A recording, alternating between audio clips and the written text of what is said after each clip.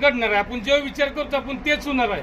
हा मुलगा यांच्या फॅमिलीला सर्वांना इकडे घेऊन आला.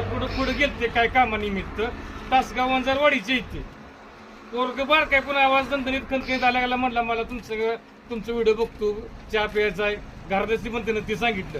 काय काय पोरं मोठी आहे ती त्यांच्या तोंडात आवाज पण निघत नाही. कुठले तरी काय पण रील्स बघत असते ती. आपण जी बघणार आहे तीच घडणार आहे. असं या पोराचं मला आवडलं पटलं. एक नंबर मुलगा. चहा घेतला कसा वाटला राजा तुला? होतं ना बोलायची कला पण शिकली.